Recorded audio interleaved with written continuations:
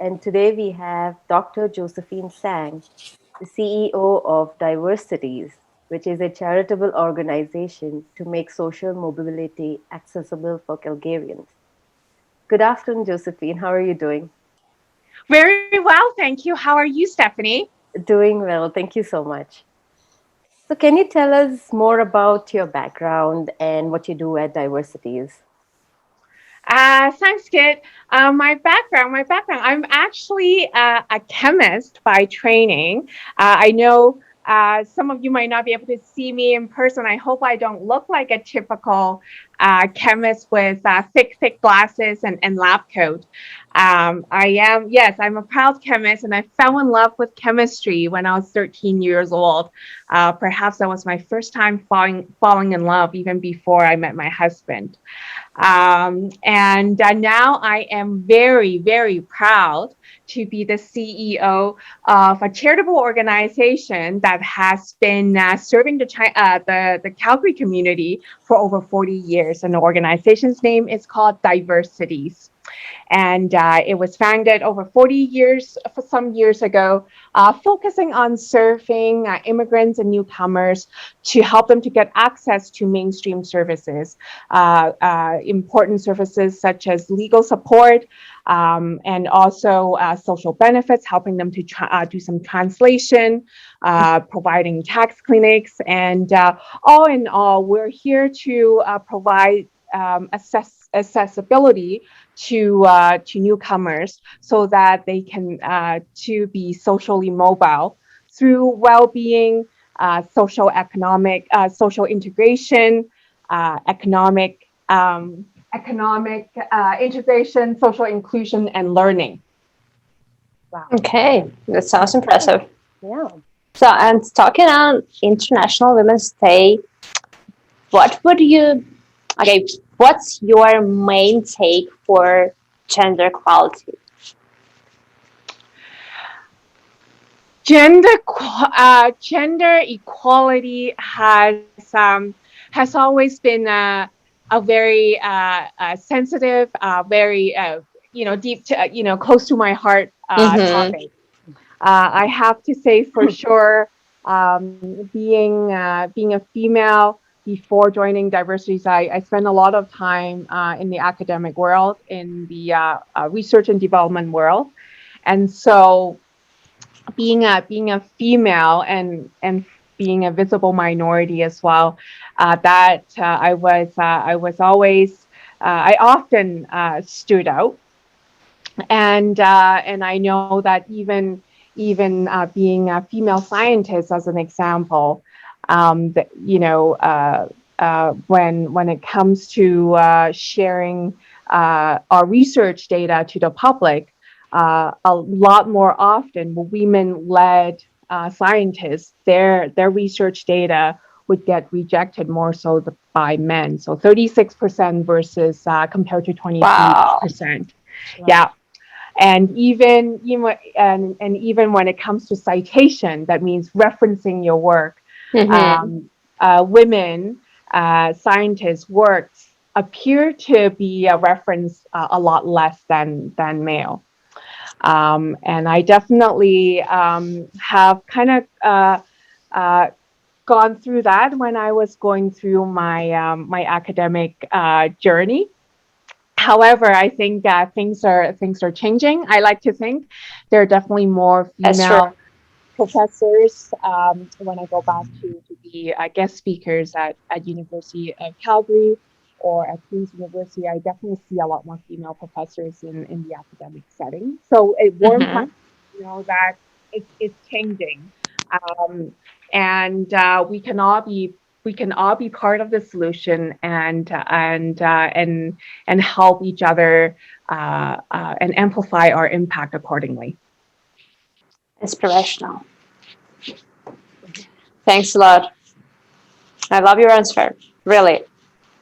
Yeah, thanks. And having, I guess, having gone through the oil and gas industry before Mm-hmm. joining the nonprofit, I also saw how there are less female executive members than the male. And you know that that has been that's also something that we all observe outside of the academic industry. And I remember when I first uh, started looking for a position, an industry position. I Mm-hmm. had quite a few mentors coming up to me, asking me to change my last name because perhaps race would have, my ethnicity might have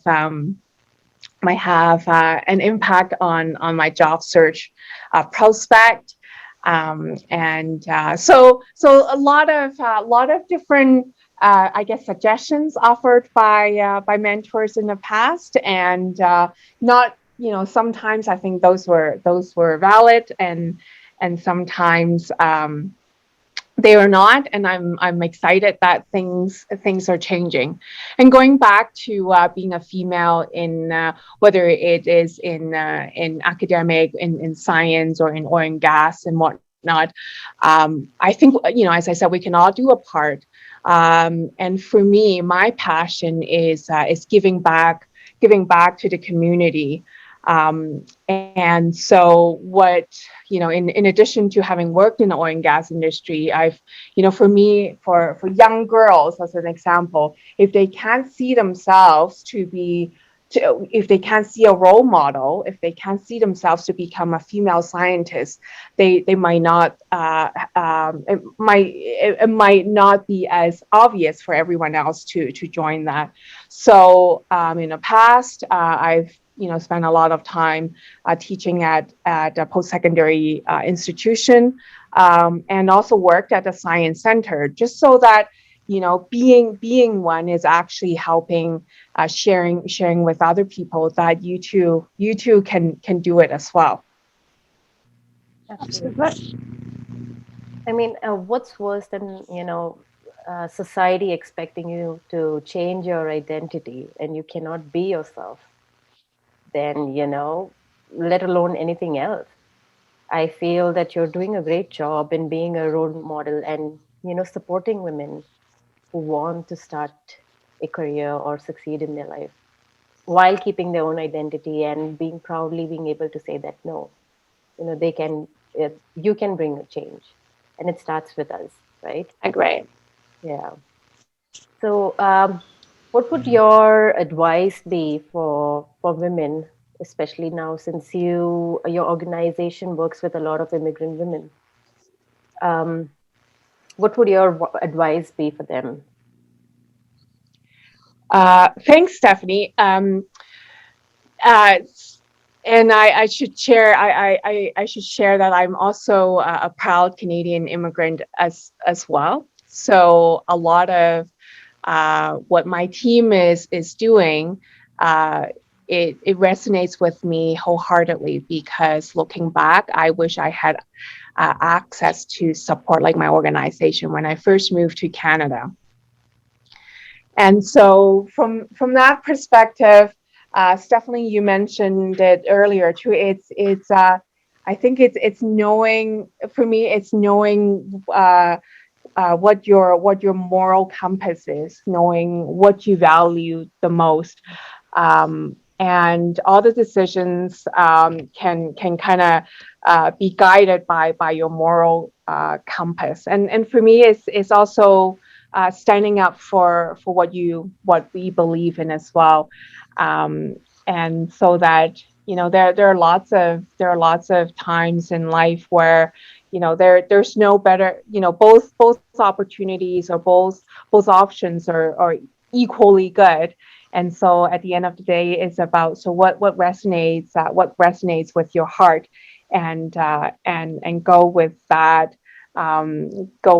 decision. um Yep. for me, career wise, I have moved from being a research chemist, Mhm.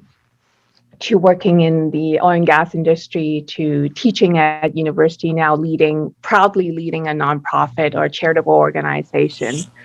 I I see this as there will be lots of learnings along the way, and I would actually use the word mistakes will be made.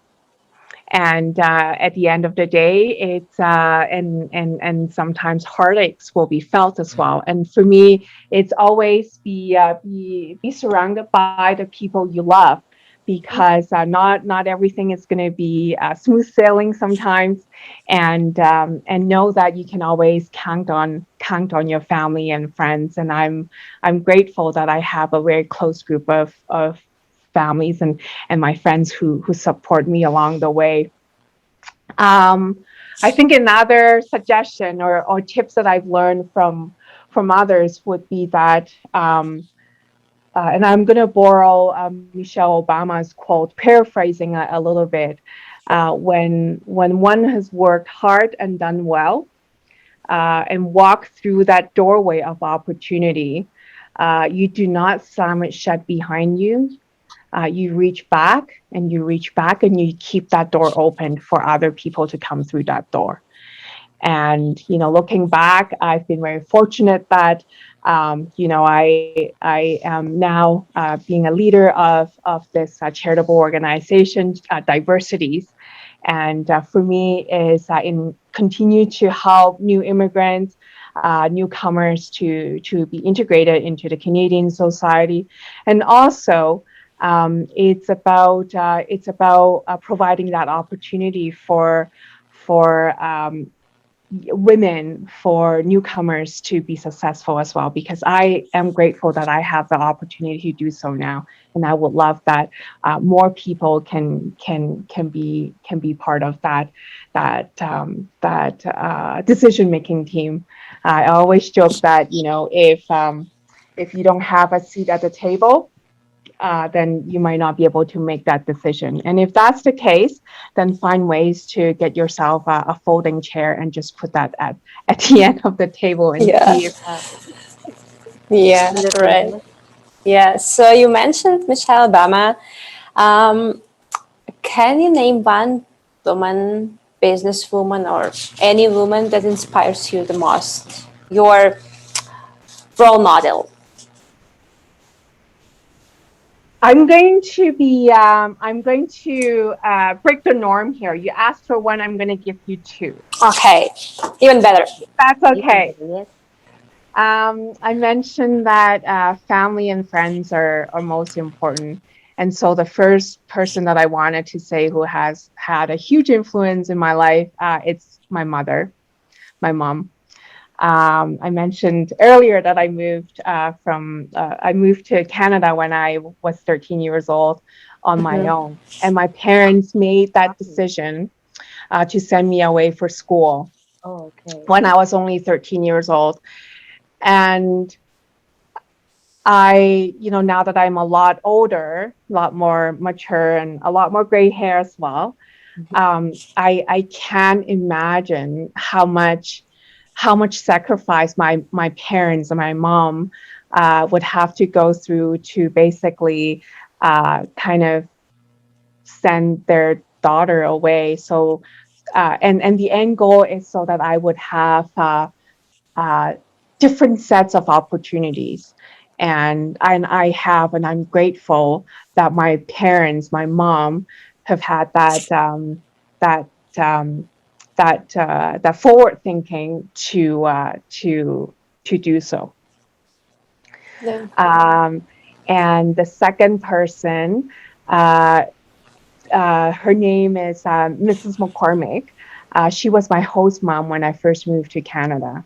Oh, And I moved to a very small town in Alberta when I was 13 years old. So what going from town? Hong Kong, 6 million people at the time, to a population of a town of 2,000 people. What town? And Provost. Where's that? Oh my god. Okay. Oh my. Uh, and I moved to Provost, Alberta, population of 2,000 people.